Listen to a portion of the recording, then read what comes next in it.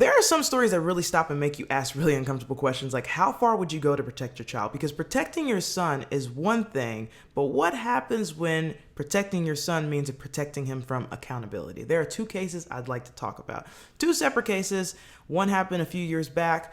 The next one is actually current, 2026, and that is Caroline Heinz and Gabby Petito. Everyone knows about Gabby Petito, but the Caroline one is fairly new. So let's go ahead and start with 18-year-old Caroline Heinz. Caroline was a recent high school graduate from Pennsylvania, and she planned on attending Penn West, California in the fall. And she also was part of the women's soccer team there. Well, police say on August 19th, she met up with her boyfriend, Royce Moser, to talk about the future of their relationship. They were out in his car, the conversation allegedly turned sour, and that's when he went inside of his parents' house and he grabbed one of his father's knives. And he stabbed his then girlfriend to death. And that's not the most disturbing part. The most disturbing part is the fact that his mother helped him clean up the evidence, helped him clean up the crime scene, helped him try to cover this up. And that's why I asked the question, when does protecting your child go too far? Because this went entirely too far. Police say his mother, Rachel Moser, helped him clean up the clothing, helped him clean up the Jeep that she was driving, and then even helped him drive her Jeep to the university and drop it off to pretend like nothing happened. But Caroline's parents became concerned, and they likely knew exactly where she was going. So that was like the first person that they were, suspicious of. And they were able to track her car to the university. And those parents had to see their daughter dead in her Jeep.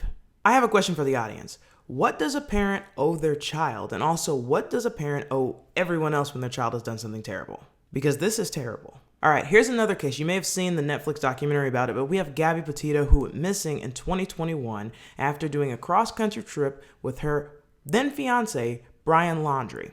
All right, he returned to Florida without her.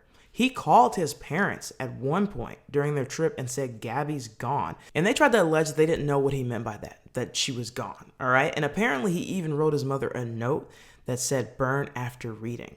So they were actually sued and they had to pay the family. Gabby's parents sued Brian's parents, alleging that they knew that their daughter had been gone. They knew what their son had done. And they did reach a settlement in 2024. But can you imagine what her parents went through? Your daughter gets engaged to this guy, you get acquainted with his parents, you get to know them, and then they go and turn their backs on you and do something like this? It's already bad enough that her fiance did this, but to have his parents try to help him potentially cover it up or act like, oh, I don't know, I didn't see anything, I didn't hear anything, I didn't know what he meant. That right there is heartbreaking. That would tear me apart and make me never trust anyone ever again, because that is a different type of betrayal. You got to know these people. You got to potentially love these people. They probably love this so-called fiance. And then look, this happened. Terrible story.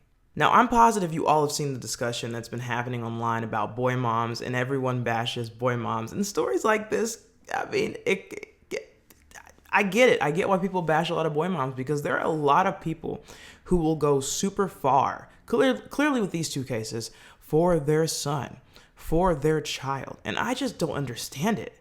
Like, you have a monster, and you're allowing this monster to potentially get away with something. Personally, I just truly cannot understand why you would want to cover something like this up.